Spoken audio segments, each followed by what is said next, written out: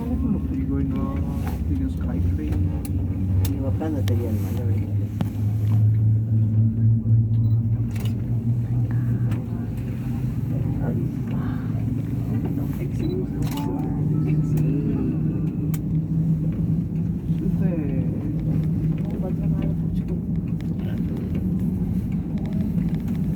For those of you towards the back of the car, you can see the town site of Jasper. That's our northeast.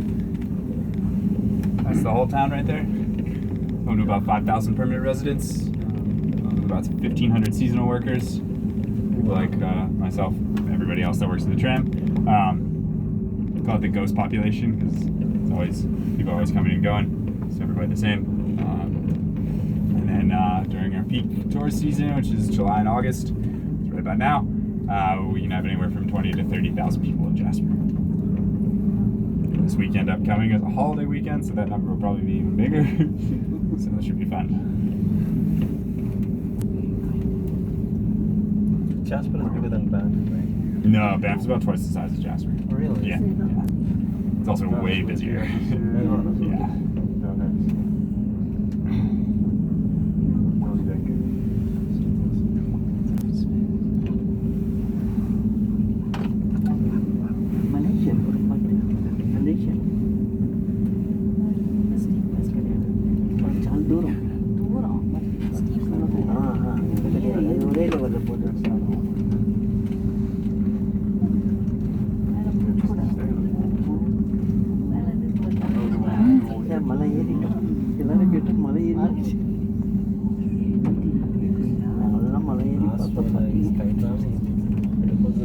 So in just a few moments we're going to go across the tower. As we do, we're going to swing back and forth a little bit. So grab a hold of one of the handles above your head if you're not already. Just grab onto the sides. A friend, family member, whatever works. You can actually get it.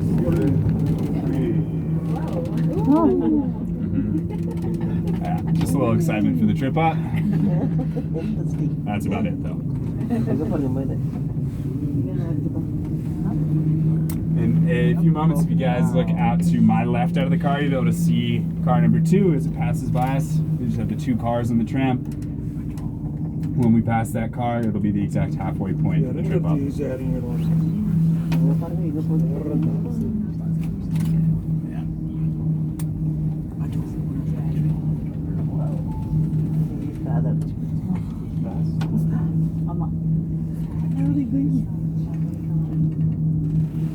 Both on the same speed? Yeah. Yeah, the trams are connected. So you can see there's two ropes. There's a haul rope, which is the smaller one on the bottom. That goes in a loop around the whole system, and it's connected to both cars. So that's what is run through the machinery in the engine room, and that's what pulls the car up the mountain. It looks like he went faster than us. Right, yeah, it's an optical illusion just because we're going opposite directions, but it's the same speed, about 23 kilometers an hour.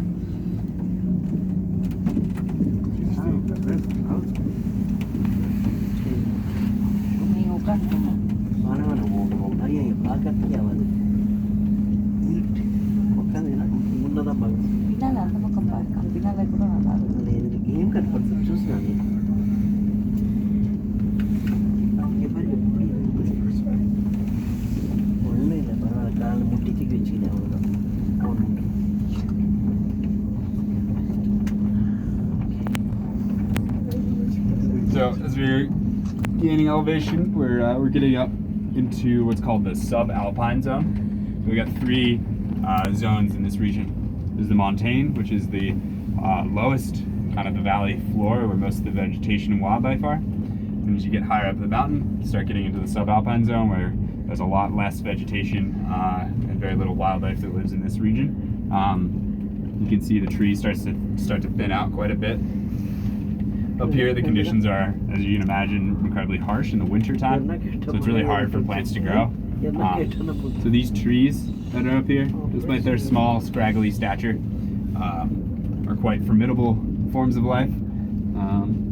They only grow a few millimeters a year. So they only grow for about 2 to 3 months. So a tree that's my height, about 6 feet, could be anywhere from 1 to 200 years old, just by looking like a sapling. How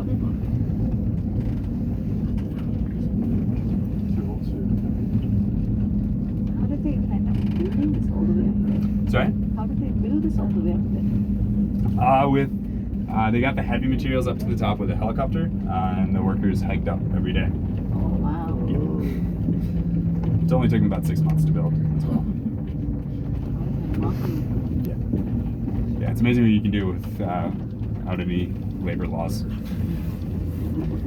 Is it open in winter as well? No, end of March to the end of October is their season. You wouldn't want to do this in the winter. No, we saw some pictures with the snow and stuff.